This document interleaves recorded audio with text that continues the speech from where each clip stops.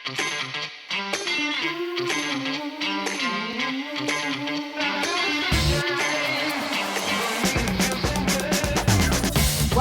to the Mile 20 podcast where epic shit happens. My name is Lori and I'm here with my bestie, Laura. Laura, hello.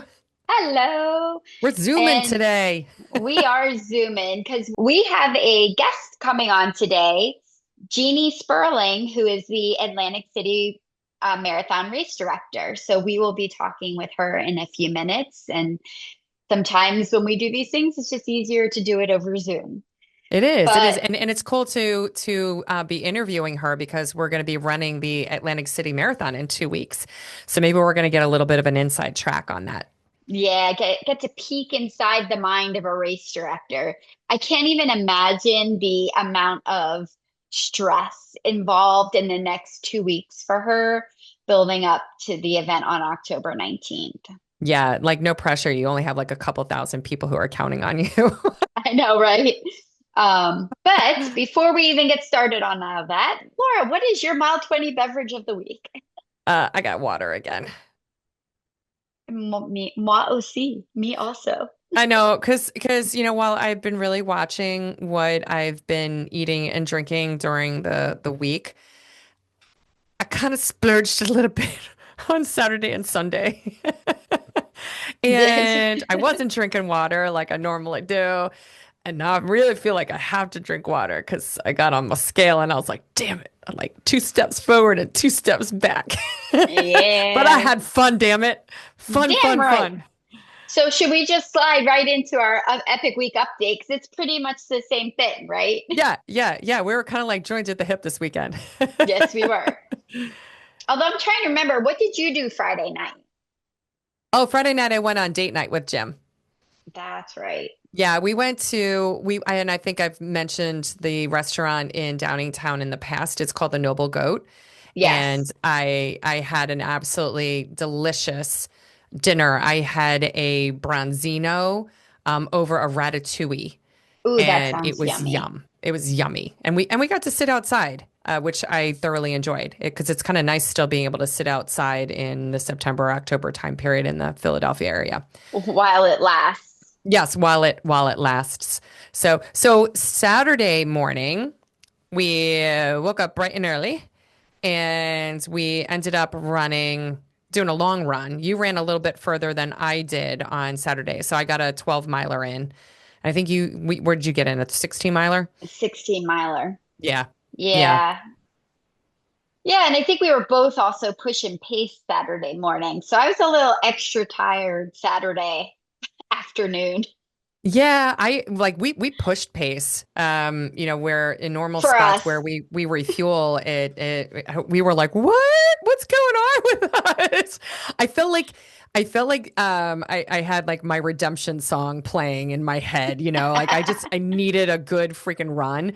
And then, unfortunately Maggie's phone, her alarm didn't go off due to an update on her phone, and then Maddie just wasn't feeling it like right away, getting up. So it was just you and I for the first couple of miles for 6 miles, which was nice, just kind of like, reconnecting and still Yeah. catching up and whatnot. But then that afternoon, because the Phillies were playing in the Oh playoffs, God. right? Yeah, there was a lot that went on Saturday. I Well, mean, you Saturday we had to go food. We both went food shopping, yeah, right? for the Because well, we tailgate went, Sunday. yeah, because for the tailgate on Sunday for the Eagles. So we both had to run to the store. I had to because my sister's birthday was yesterday, so I got a really beautiful cake. I had to pick up the cake. Oh, and then I got in after we ran the 12 miles. I did about 4 or 5 hours of gardening outside. Yeah, So that you're was crazy. Yep. So I took a shower, picked up the cake, went to the grocery store, came back, got all my costume stuff for the movie, but then I was donned in Phillies Whoa, gear, but what movie? Rocky Horror Picture Show, Hell yeah. right? And it was one Yes. of those things. It was at the Colonial Theater in Phoenixville where you can actually, like, they have actually people dressed up as the characters. They're showing the movie, but people are enacting the movie at the same time. And it was freaking hysterical. It was a bucket list item for me. And Yeah. I absolutely had a blast. We all dressed up. So I think Maggie actually shared a couple of pictures already on her social media. But it was that was just so much fun. Oh I yeah. and we did, and they had at 9 o'clock at night, they had a flash mob in the streets of like on Bridge Street in Phoenixville. And we participated in that, although we were not in costume yet. We were We were still in like our in our Phillies our garb. Phillies gear. Yeah. But we participated in the flash mob and did the time warp on Bridge Street or Bridge Yeah. Avenue. I don't know which it's Bridge Street I or think it's Avenue. Bridge Street. Bridge Street. Hmm. So yeah, so that was a lot of fun going in and doing that. And then unfortunately the Phillies lost on Well, Saturday as well. that and Penn State. So like the And game, Penn like State, yeah. yeah. So Penn State played at one, and then that led into the And they Phillies. lost to UCLA. It's Oh my bad. God, it's so bad, Yeah. so And bad. then we lost game one. And then I didn't get home. So like Phoenixville is maybe like a 35-minute drive for me. So I didn't get home until 1 o'clock and probably didn't get really to a sleep maybe until like maybe 1:30. And then what Yeah, time did we wake up on Sunday? 5 a.m. 5 a.m., baby. Yeah, had to start cooking first thing for the Eagles tailgate. Yeah. Yeah. How did Sunday go then? What did we do? Well, we got up. You cooked a lot of delectable treats with prosciutto and fig stuff and little bit of this and some burgers.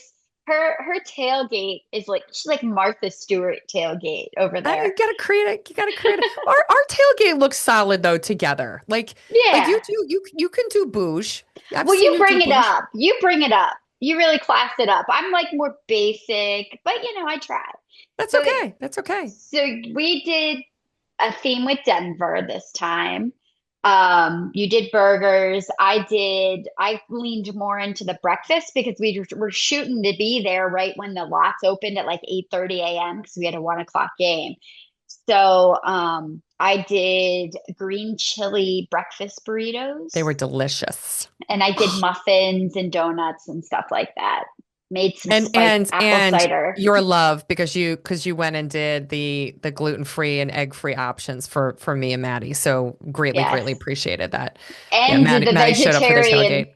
and the vegetarian option Yes, for and the Mari. vegetarian too, right? For Mari. Yeah, yeah. It's Yeah. it's it's definitely like when we have our whole crew together, it's very challenging in terms of of people's food boundaries. Yes. You got to Yes. make sure you have options for everyone. Or when you lay stuff on the table, you're like, Maddie, you can't eat that. Mari, that's actually meat. Like that's not fake Yeah. meat, right? So yeah, it definitely is a challenge, across the board. And then the Eagles lost. So Yeah. it was a rough weekend. It It was a was rough a rough weekend. weekend. However, my house is a house divided. So my husband is a lifelong Broncos fan, and he's raised my son DJ. I lost him to the Broncos as well. And then whether he's a fan or a suck up, I'm not sure, but Maggie's boyfriend Oh, Connor he's such a suck up. was also wearing a Terrell Davis Broncos jersey. And then of course DJ's Connor girlfriend was a Mari. faker. He was a Yeah. faker on Sunday. He comes out of the vehicle in his in not his, but in a Broncos No, that's jersey. his. That's his Broncos jersey. Oh, it's his Broncos jersey. It is his He could probably Broncos got it to suck jersey. up to Dave. I'm Yes. saying that out loud, Connor. And Maggie, you can't go and cut this out.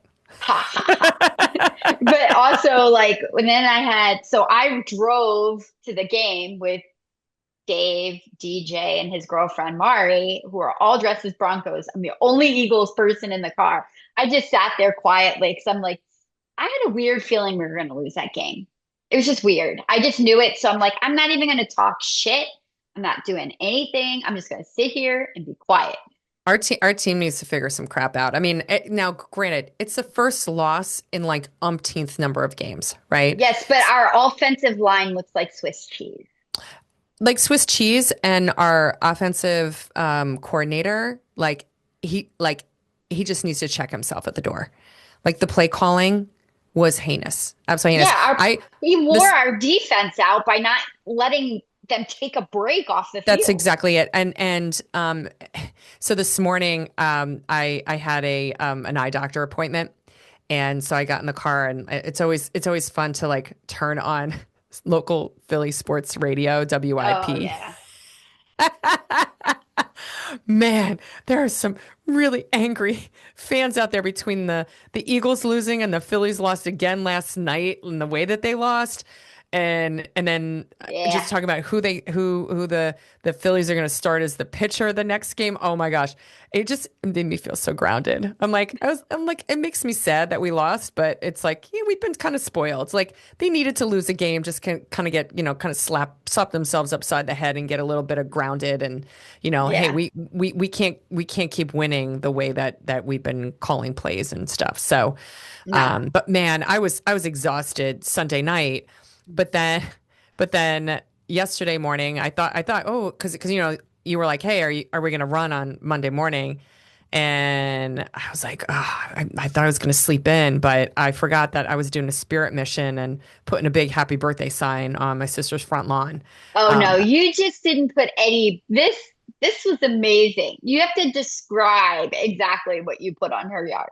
so let me put it in perspective that when my sister was younger, she absolutely loved watching the Golden Girls.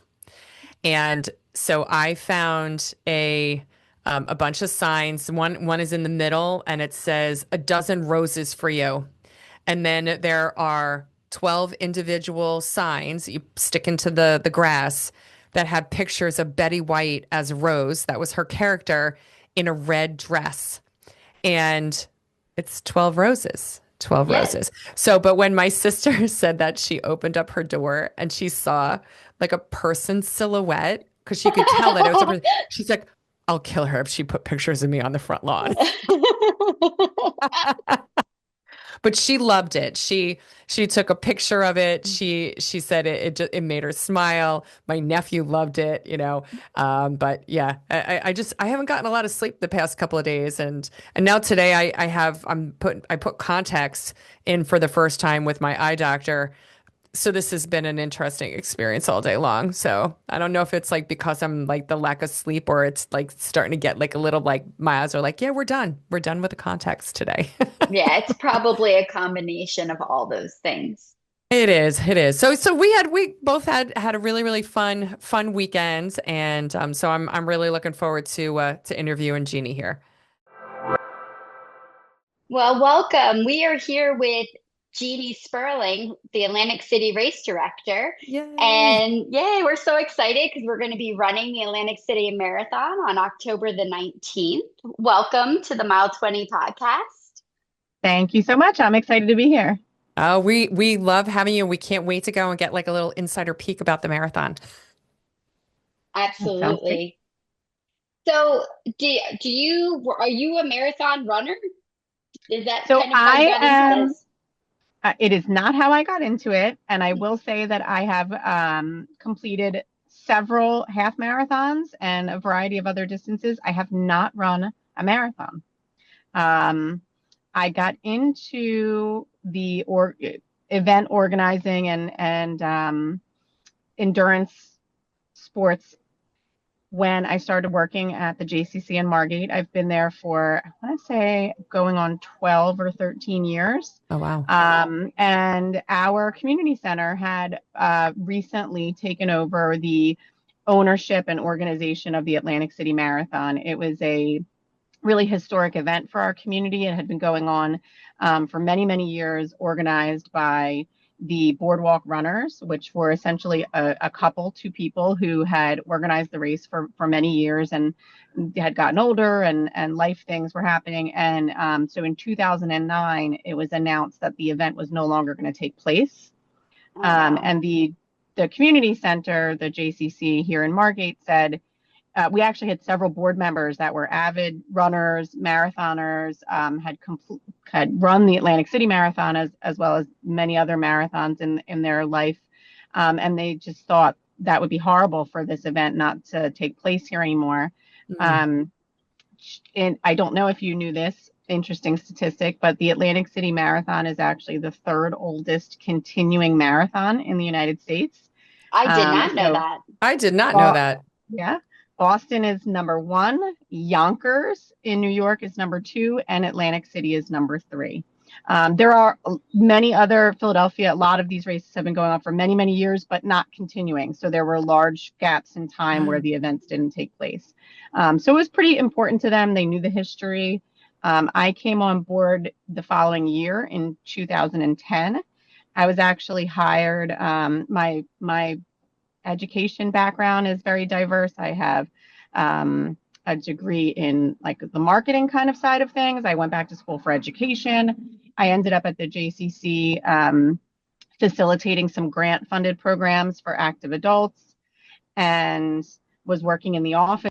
And who was overseeing the race? Our CEO, who at that time was the I guess she was the COO at that point, had just got into running and really kind of took some ownership of the event as well.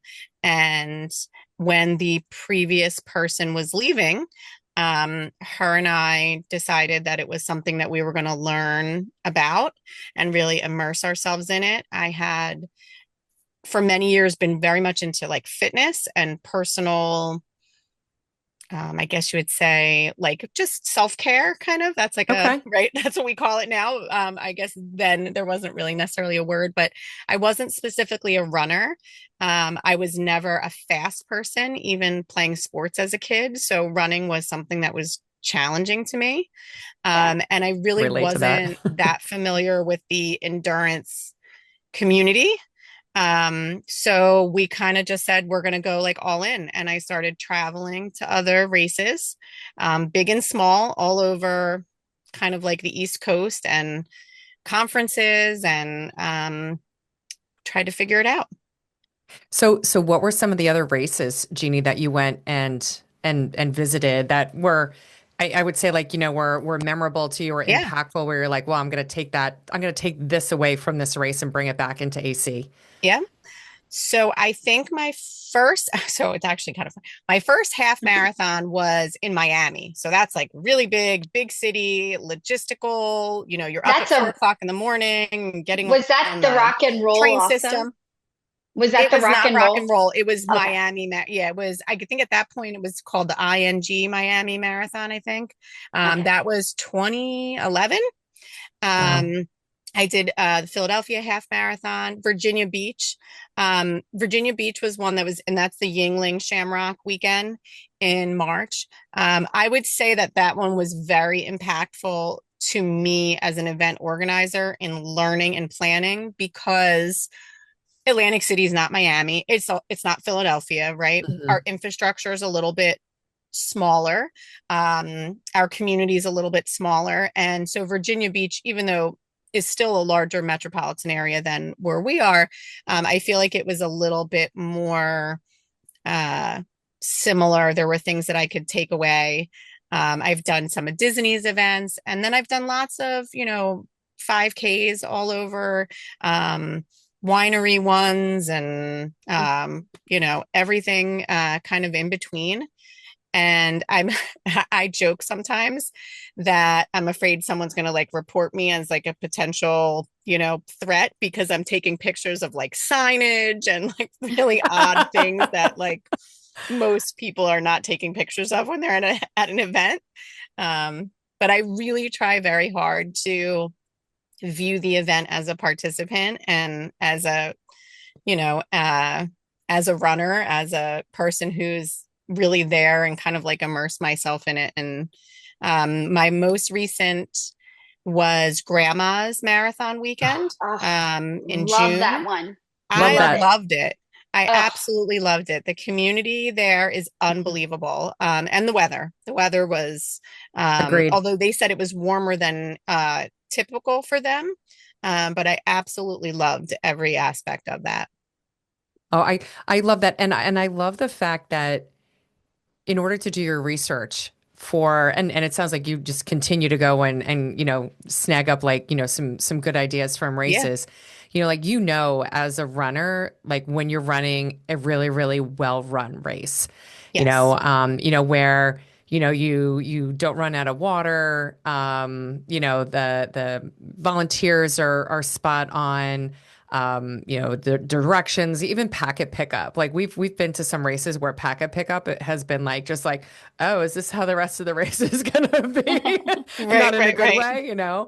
So I as a runner appreciate you being a runner and taking it from that perspective, but then also from the lens of being a race director and how can you create the best experience you possibly can with, like you were saying, the infrastructure that that I Yes. mean, you can't change your infrastructure, right, as a race director. So what with Atlantic City, I mean, for those of our listeners who have never been to Atlantic City, it's on the Atlantic Ocean, right? So you Correct. have like, a bunch of hotels and casinos that Yes. line, and as well as a boardwalk, which we loved running on, by the way. Okay. Um, Yeah. and that's and so I mean, then you have like the rest of the city, like on the western side of like all of like the big hotels. So just because of like the logistics there and so forth, like what are some of the challenges that you have because of maybe the way that the city is laid out, or it's a Right. smaller town? So the boardwalk presents a lot of challenges. One, because it is considered like a pedestrian thoroughfare. It's not really feasible to completely shut it down to pedestrian traffic. So that I would say is one of the main challenges. Mm. There's also ongoing, construction and repair. It's a wood plank boardwalk sitting on the ocean and getting all of that wear and tear. We're actually today I spent and about an hour and a half doing a nice kind of 5 mile out and back walk, starting from further down in Ventnor, which is I would, in the mile like 10 to 12 range. And then I walked up to the start and finish area because there's construction even going on now. And they're wonderful the way that they work with us. They really value our event taking place in the city. There are several staff members within the city offices that really take, like a sense of ownership in helping us accomplish the planning that goes into it. But at the same time, they're a functioning city. So they're like, yeah, we have to replace this section, or we had an issue, or, something happened here. So there are areas, and hopefully by the time the weekend rolls around, you guys won't notice any of them, but there may be areas where there's cones and things like that. Typically, there's at least one section. We run through 4 municipalities. So Atlantic City, Ventnor, Margate, and Longport. And inevitably, every year, there's a road that's being repaved, or they're doing new gas lines or something, So being engaged with our communities in a way that they feel comfortable talking to us about things, we feel comfortable asking the questions, I think is really important. From the city standpoint, in terms of challenges, we've really worked through, and even though we haven't done major changes to the course, even since so the last time you ran was 2023. Yeah. 2023, correct? Hmm. I'm trying to remember when we modified. There are two small areas in Atlantic City where we made the slightest little change at the recommendation of um, some of the actually police officers that are involved, sergeants and captains who are really involved with the event. And they said, could we do this? And it would alleviate a lot of the stress on this particular neighborhood. These people are essentially stuck there for 2 hours. They can't get out because of the way your course is designed. And if we just turn down this street, it's in the section near like Gardner's Basin, around I guess it would be like mile 5, that we now make a left and we go around. It's actually also, I feel, an enhancement to the runners. It's kind of pretty. You get to see all of the like fishing and the commercial ships that are back in there. Oh, nice. Okay. I'll take that. So I don't Yeah. remember if we did that in for 2020. I think we did actually. I believe we recertified the course, and whenever you're making these changes, you have to involve, the course is certified, and it's very important for us to make sure that all of these things are done kind of, to the highest standards. And then the And same we thing in front of appreciate that Harris. attention to detail. Yes. Very much so. We actually ran one marathon that wound up being a tad short. So that is the Yes. attention to detail is so important. Yeah, it is important. And I know sometimes, every person's GPS might be a little, tiny bit off, but we are as close as you could possibly get to being exact. The other very small change was made in front of Harrah's. And again, it was working with our community, working with the security team there. Um, how was our event impacting them? Their people staying there were not able to get out of the parking garage.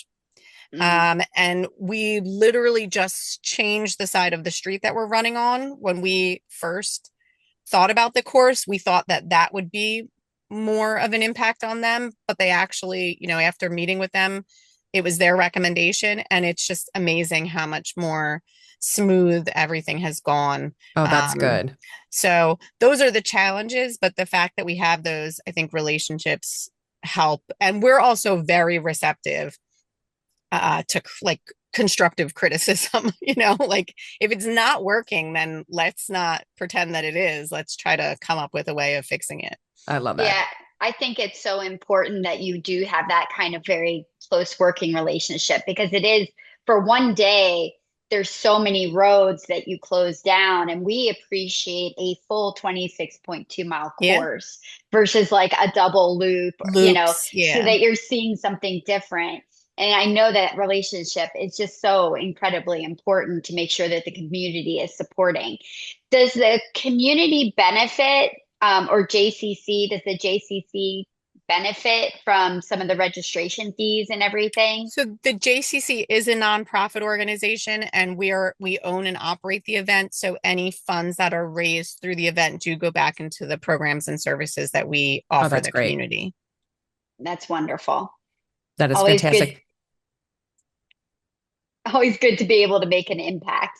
Yes. Yeah. And we've also partnered, we've learned over the years that part of volunteer recruitment um, comes with working with other organizations, nonprofit organizations, and school-based teams and groups who are also looking at fundraising.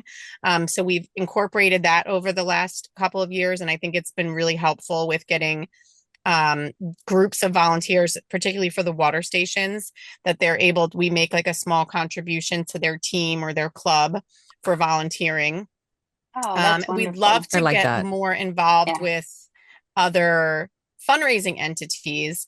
But as you know from running marathons, typically when a runner runs for a charity, it's often because that's the only way to participate in the event. Not, there are certainly people that do it just because that cause is really important to them, but we're not at a point where we're selling out in minutes or things like that would help really drive enough. So we have worked one off with some other charities, and we really look forward to doing that more in the future. But it's been kind of one or two here and there. Yeah, I was wondering with because there used to be the Jersey Marathon that Mhm. was held a little further south in New Jersey, and that ended up kind of collapsing a couple of years ago. Have you seen a little bit of an uptick with especially Yes. people like us, who are looking for, a specific race in a state or just even, people locally who want to run a marathon but don't want to go and travel. Have you seen, any kind of uptick in that the past couple of years in terms of participation? Yes, we did see a real uptick coming back after 2020, and having in-person events. We definitely saw an uptick. I do feel that, there are many people like yourself who are looking to check off the state. So having, fewer options certainly is nice for us, even though we were, upset to see New Jersey Yeah. Marathon not continue. Um, But yeah, I think what we've seen more than anything as of right now, most of our distances are actually sold out for the first time. Now that is Nice. based on a capacity that we set. So in the future, next year we can look at setting that capacity a bit higher. There are, again, infrastructure limitations because part of the race is on the boardwalk and is Mhm. an out and back course. So we want to make sure that there's enough space for everyone to enjoy their experience. But we could probably increase those numbers, by a couple hundred people in each event. So what we're seeing more this year is people registering further in advance, which Mm. is a wonderful thing. We'd love to know how many people are coming and not have to wait till like the night before.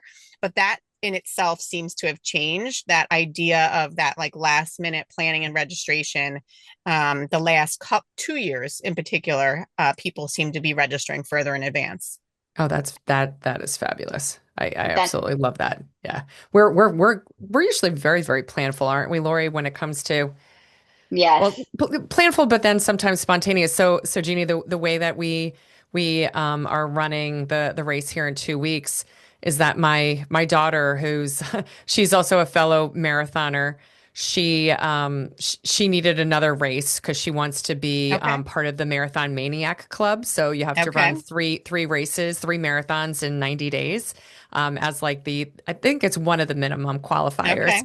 Yeah. And so she was looking, and she was like, I got the AC, it's close by, and we're just, what's an hour and a half drive for us from the Philadelphia area.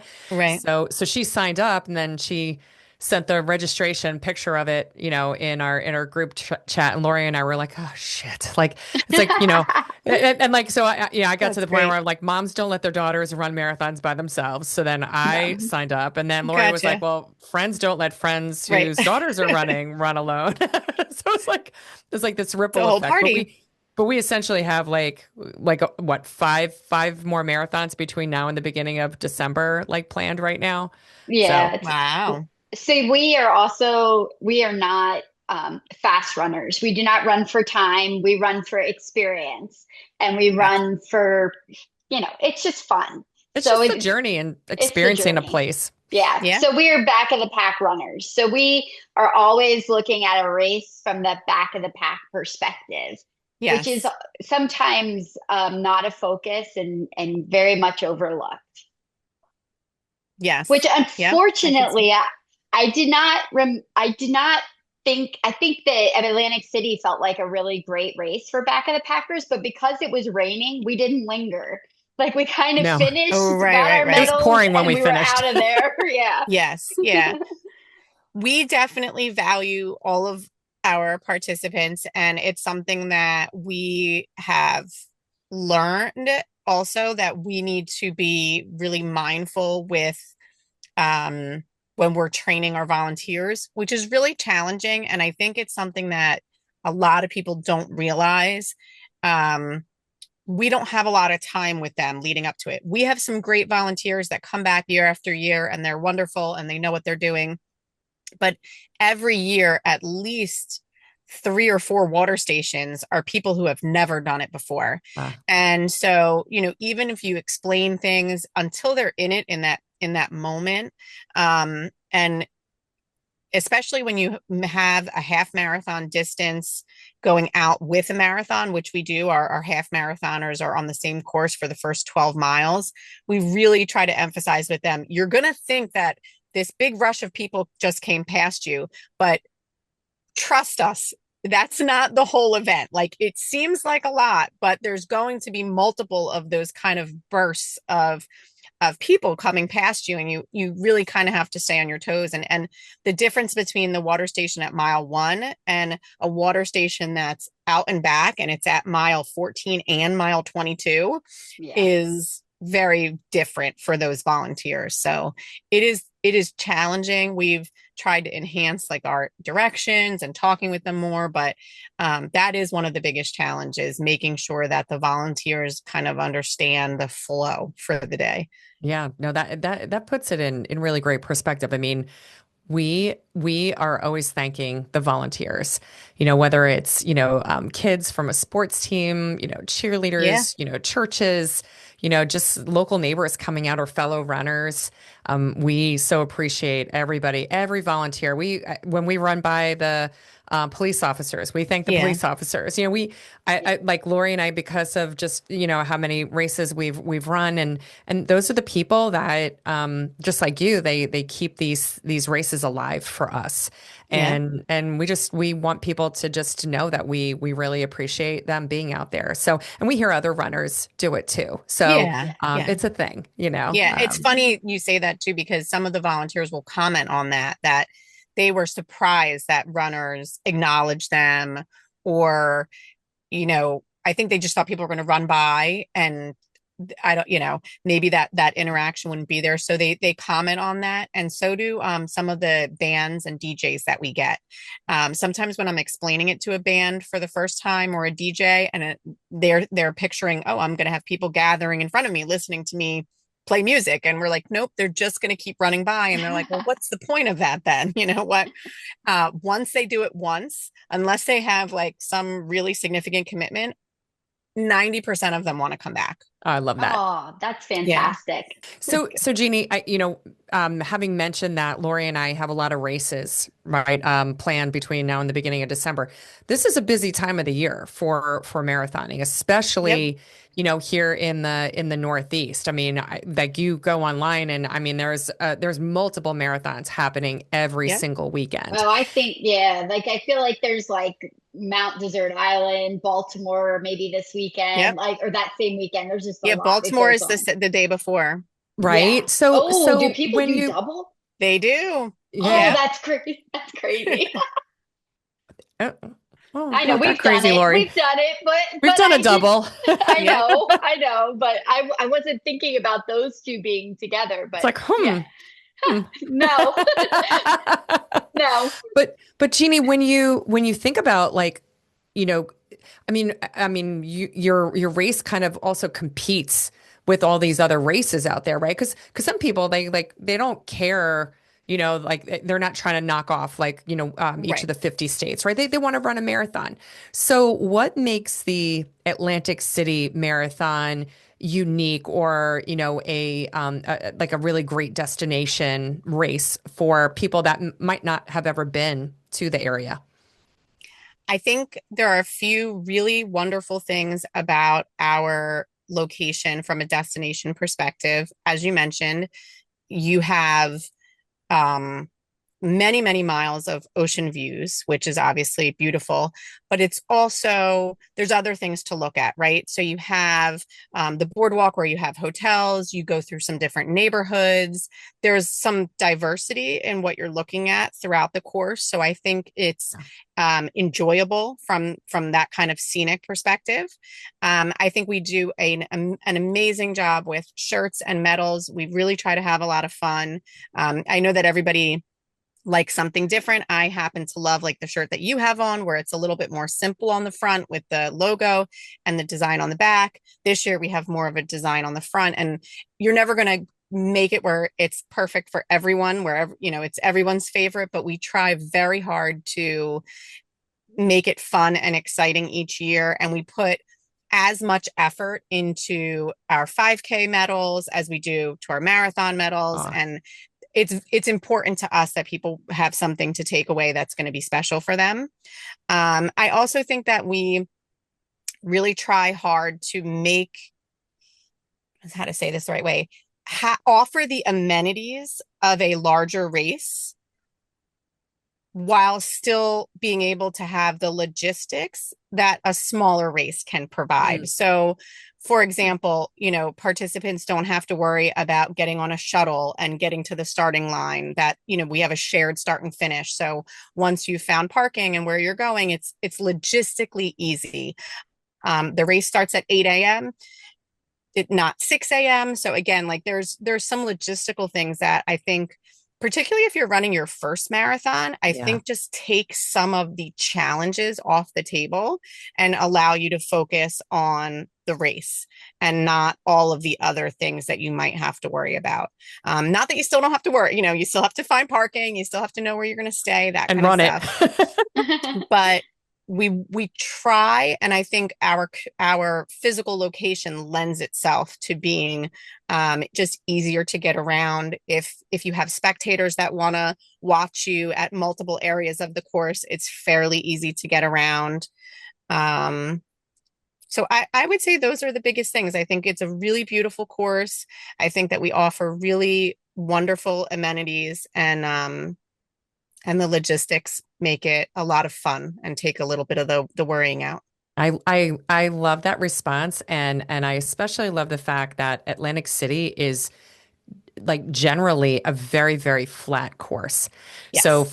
for people who are starting marathoning, Yep. I would recommend a flat course initially because, 26.2 miles is challenging unto itself, Yeah. much less having to deal with elevation. I know there's a couple of bridges that you go over At the beginning. Yeah. towards the beginning of the Yeah. race, right? But that's about it. And it's Yes. better to have those at the beginning than at the very, very end. Yes. Agreed. Yeah. Yeah. So, Ginny, do you have any like one particular race day experience that you found particularly rewarding, or something that has happened as a race director while it's been race day that has ever stood out and kind of lasted with you? Um, some of the things I've maybe been aware of prior to race day.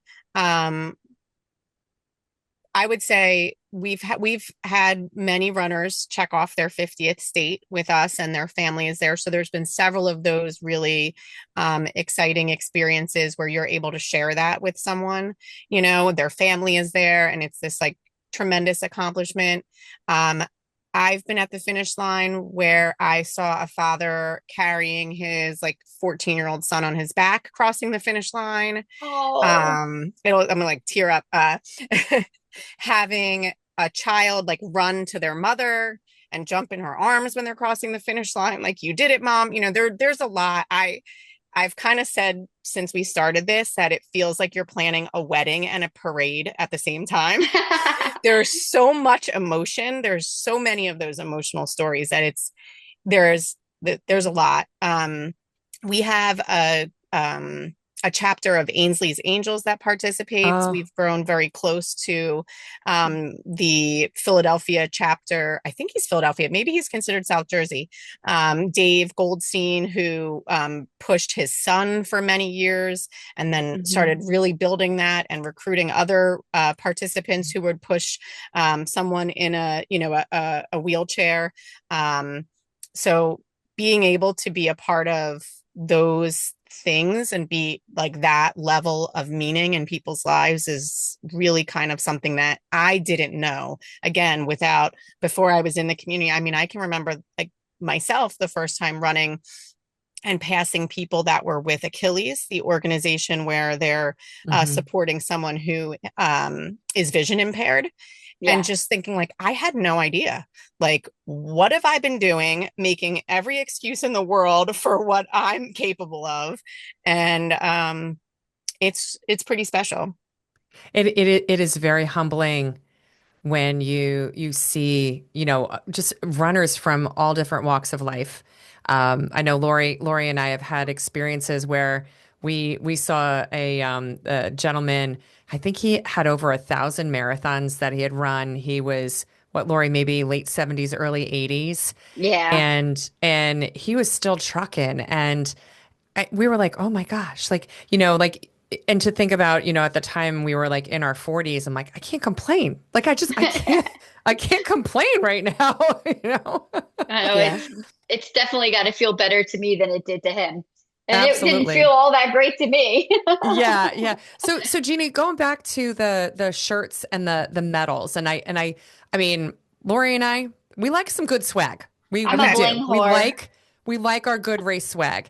So what's the process that you go through to, get mock-ups? Is there multiple things that you choose from? Is there a Yeah. committee? So Like how do you guys operate with that? we're very lucky that like I said, we are the JCC. And so we have a full-time staff. We have an art department essentially that is also responsible for, all of the stuff that we're doing for JCC. And we have a summer camp and a preschool. And so we're kind of jumping back and forth sometimes with, we could be doing a comedy show and a preschool ad and then back to medals.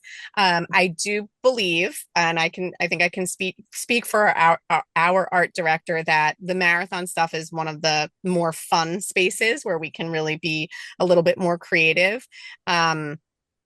We do 3 events per year within the race series: the Atlantic City Marathon weekend, the April Fool's Half Marathon, and the Bungalow Beach Run.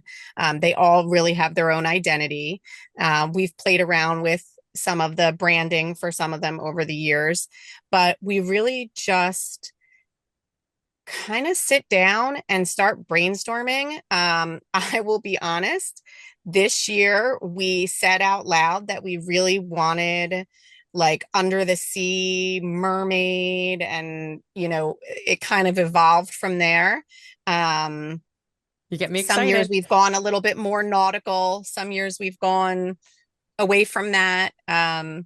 We have some landmarks, but we don't have like a skyline, like Mhm. like a recognizable, like it's not New York City, that kind of thing. So or some places have very significant like physical infrastructure that they can feature, and then they kind of stick with that. So we try to switch it up a little bit. We do have like the Epseekin Lighthouse that's very well known here. We've used a few times. So we just kind of go back and forth, and he sketches things first.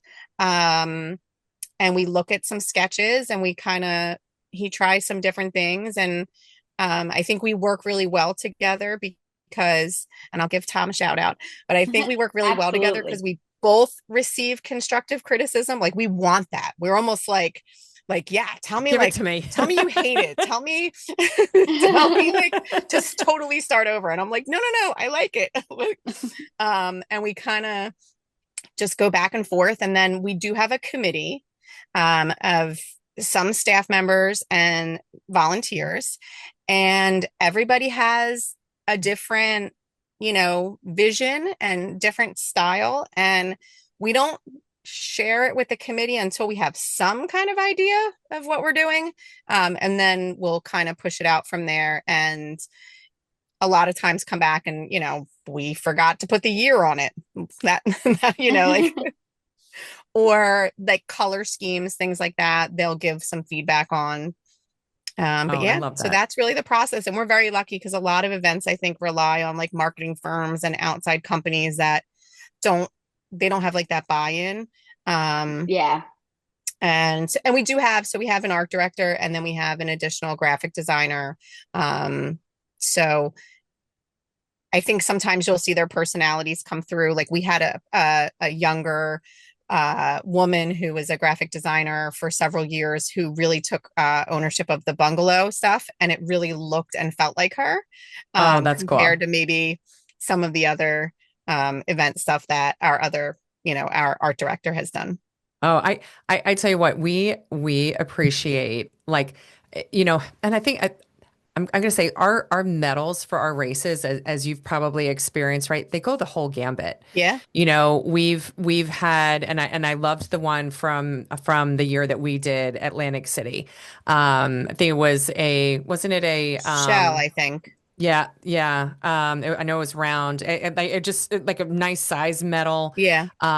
But like we did the Little Rock, Arkansas Marathon, and that thing is probably about like almost like 2 feet It's wide. it's Yeah. bigger than my head. And It's bigger than Lori's head. But then you turn and you talk about like simplicity, right? So we ran a marathon down in Mobile, Alabama, that was totally supported by a local charity, like a nonprofit, Right. and there was like people who had special needs, and they made our medals. So Oh, they were wow. actually wood with like, I don't know the name of the marathon, Very cool. like glue. It just, and to us, like that was as special as getting, Yeah. some of these other ones. But I love your process and just the collaboration, because it sounds like, when you get a lot of perspectives and ideas, you get the best product you Yes. possibly can put out that you all feel proud of. And I remember getting the shirt in 2023, and both Lori and I were like, oh, this is sweet. Yeah. Yeah. Good. It's a nice fitting shirt. Not all Yes. shirts fit very well, but that Yes. shirt, I could not find it because it's away with my winter stuff, but I was looking Okay. for it because I know I have it. But I really like that shirt. Okay. Yeah. Yeah, So we have a Jeannie, great relationship with our vendors too. It's funny because something that was brought up at an event we did recently where we asked for feedback, someone brought up this idea of offering like different shirt options in the registration process, some that might even be fee-based, like because this person was saying like, she only wears tank tops, let's say, or somebody else maybe really prefers long sleeves. And would it make sense to kind of take that piece out of like being included in registration, maybe even changing the cost to make up for it, and then letting people choose which type of shirt that they wanted, which I thought was interesting. I haven't seen an event doing that yet. no, I haven't seen that either. No, I haven't either. And that's interesting too. Because I definitely, like, I feel like my t-shirts usually go to waste because I just Yeah. don't wear the t-shirts. I'm either in a tank top or a Or a long long sleeve. sleeve. So I Yeah. always wear a long sleeve, which feels right for me, like in Right. the fall and winter races. Yes. But I always Yeah. am like, oh, it's a t-shirt. And Yeah. and the difference between Lori and I is like Lori will keep all of her shirts even if she doesn't wear them. And I'm like, Okay. ding dong ditch, man. I will not keep a shirt if I don't like it. And it's Gotcha. I should probably like not even take them. But I feel like that's like a little insult. But Yeah. I like a good shirt that represents a race, and I wear these things all the time, like just all the time. Good. So I am really looking forward to seeing what the shirts look like in 2 weeks, and And the as well as the medals. medals. As well Yeah. as the Yeah. medals. Yeah, yeah, yeah, yeah. When do Are, wait, when do you preview do you put We out ahead did. of time? Oh, you We did already? did. I missed it. We did. You How can still did I see miss them. They that? are on our social media sites if you and our website. okay, we Okay. gotta take a look. I'm so sorry. I No, that's completely okay. missed it. I don't even know Yeah. how that happened. I totally missed it as well. So we both Shame on us. Shame on us. well, I mean, I like so Lori just came back from like a month and a half in France. So Oh, you kind of very have a nice. little bit of an Yeah. excuse, my friend. Yeah. Yeah. Very We sent nice. my youngest, I have three kids, and my youngest left to go to Penn State. I was stay-at-home mom, and my Okay. husband has the ability to occasionally work virtually. And Okay. so I told him that if we did not get me the hell out of town for a little bit after dropping her off, he was going to have to be picking me up off the bathroom floor daily. Okay.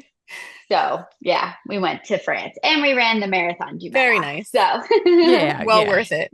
yeah, do you absolutely. think you'd ever slide in and do a full marathon? Has that ever been a goal?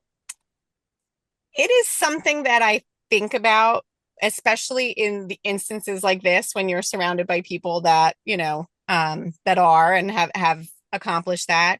Um, I have some joint issues and they kind of start to break down even towards the end of the half marathon distance. I'm not doing anything about it right now, but I have like a tear in my hip that I was kind of told by a couple different doctors not to address. I mean, not to address, but not to have surgery. So I don't know if it's something that'll be in my future. I also have three children. My youngest is 10. So I think that that's part of it as well, that like really the Yeah. proper training would require a lot of time, obviously. Yeah. Um, Yeah.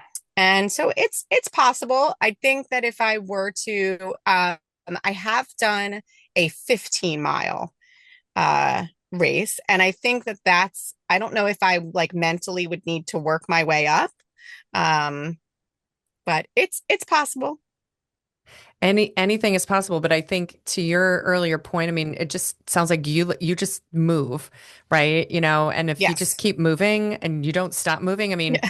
we're kind of testament of that. I mean, I'm in my mid 50s and I'm still doing this stuff. Yes. And we're gonna keep doing it until I get to a point where I can't do it. Although Yes. although during my last marathon, I was like, Lori, this is the last one. Like Yeah. I was I like, think a it was lot. like I've heard that before. it Yeah. was an awful race. Yeah, it was Yeah. like And then she came home. Her daughter signed up for another race, and then I was like, are we going to do another one? and then I was Yeah. like, and then I kept signing up for more races, and she's like, oh, okay, all right, yeah, you And were I full of found, crap during that That's discussion. probably the key for me because once you sign up, you kind of have to do it. So Yeah, yeah, I should yeah. probably just look out into the future and pick a date. But I tell you what, Jeannie, because both Lori and I were running before we started running together. So we met in 2014. And so we ran a bunch of races by ourselves.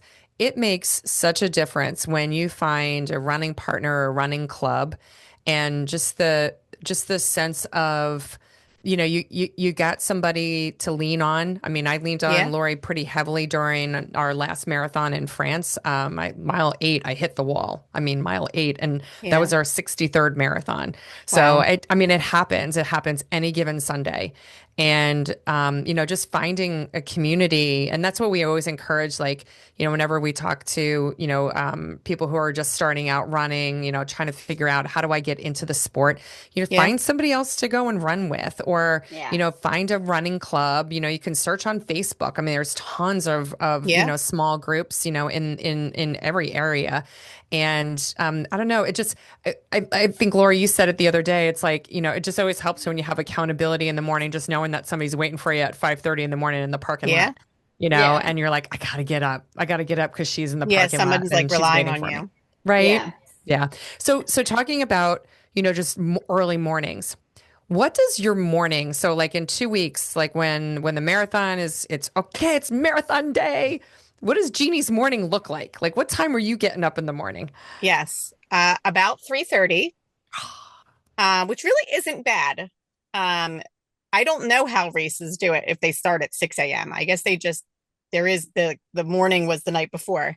But most of our setup and everything being in place is happening on Thursday and Friday. Things like portable restrooms and loaded into trucks and all of that fun stuff. And then Saturday morning, we do the 5K and 10K. So a lot of that infrastructure is already set up on the boardwalk. So Sunday morning, marathon day, race day is about 3:30. We're up and on the road. I go to my JCC first and stop in there because we do stage most of the things for the course out of there. Picking up a radio so that everything's fully charged. We keep that kind of stuff there overnight so that we don't have any glitches. And then I'm heading directly to the start finish area. Our committee chair, who is not a staff member, he's one of our board members at the JCC and our chairman for the event. He is really very hands-on with our Atlantic City portion.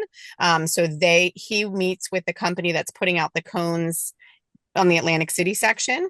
Our CEO, Marg, and one of our former committee members meet with the company that's putting out the cones in what we call Down Beach, which is like Margate and Longport. So Okay. we're kind of like dividing and conquering there. And I go typically right to the starting area and work with the timing company and, kind of getting all of that set up going.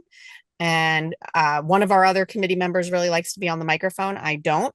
So he starts doing all that fun stuff. I love it. And provided there's no real need for me to go anywhere else, I don't physically leave the starting line until the race goes off. Okay. But yeah, I mean, I'm doing everything from putting zip ties on banners to receiving the bagels that get delivered, I love it. Whatever kind whatever of hat you need to wear, right? logistical Yeah. things are happening around you. We are a fairly small team.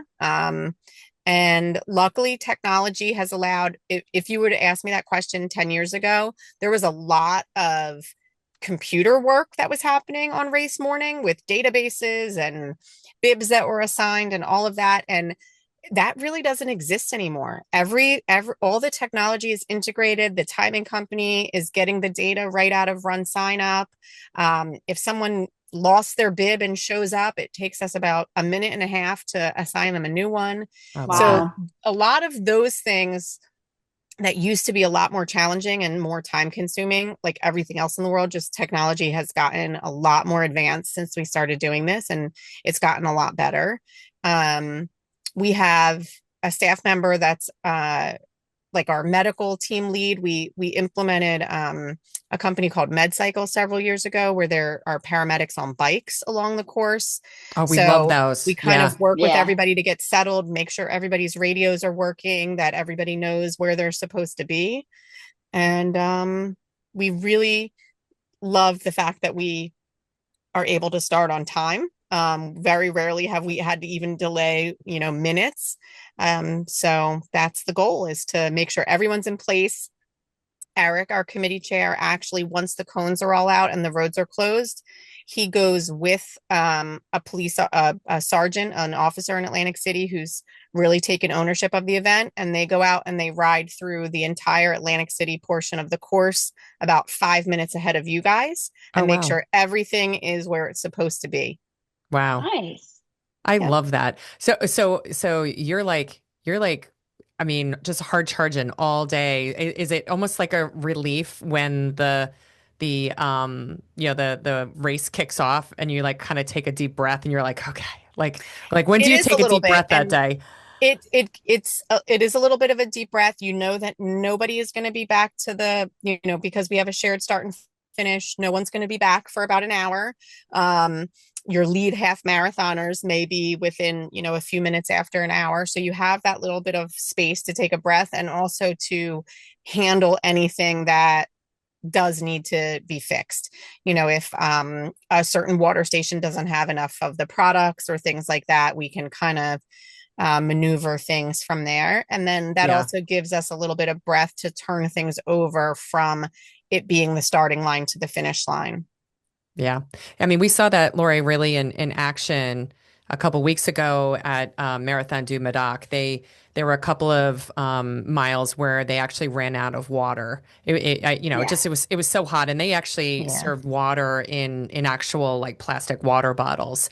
And so we think probably what happened was, the runners who were much further ahead than us probably took a couple more bottles of water Right. than what they normally would, just because, again, they were super So hot. hot. But we did see the race staff pivot very, very quickly. As we were coming up on, the deeper miles into the race, you saw vans and trucks like jumping off Yeah. like cases of water Yeah. and so forth. So they pivoted. I mean, it was unfortunate there was a stretch there, of no water. But they did go and react very quickly. So, and like you were saying, you keep an eye on the weather. But I mean, when we were in France, it was in the 70s, and all of a sudden there was a spike day. It was Right. an odd day of 93 degrees, and then it came back down into the Yeah. 70s the next day. Like, you just can't predict that. So we appreciate, just you being on and your staff being on like all day, and just, you just gotta Roll with it. assess the Yeah. situation and then respond, right? And Yeah. keeping people safe is Yes. probably your top priority. Yes, absolutely. Well, we really appreciate all that you do putting on the Atlantic City Marathon. We're super psyched to get there to the race start on October the 19th. Hopefully Absolutely, it's going to absolutely. we're due a good weather day. So hoping Yes, for it's going to be that. an It's amazing day. going Yep. to be And an Jeannie, amazing day. hopefully we'll when we get to the start, we'll track you down if you don't look too Yes, busy, and we'll actually do a face-to-face intro. So we greatly that will be greatly appreciate wonderful. having you on today. And we're looking forward to the race in a couple weeks, and best of luck with everything. Thank you very much. And thank you for having me. I look forward to meeting you both next week. Cool, cool. Yes, All sounds right. Have a great. good one. Have a good night. So next week we are actually going to interview our husbands. Yes. And because, they have been with us through this journey, both when we were individual runners and then as a mile 20 couple. And they have been so incredibly supportive. Sometimes, I'm not going to say they're not supportive, but kind of like, really again, Reluctantly supportive. right? So Yeah. we definitely want to get their perspectives on what it's like to be married to us. And what it's like to be exposed to the running community, especially with Dave, having run a couple of marathons as well. Jim, no, but our husbands have been absolutely just rock stars in supporting us, whether they're on the course or at home, and just kind of cheering Yeah. us on, as we're doing our training. So you guys will get to meet our husbands next week. So we again greatly appreciate you all for joining us, and we will catch you next week. Now go make mile 20 your bitch. Peace out.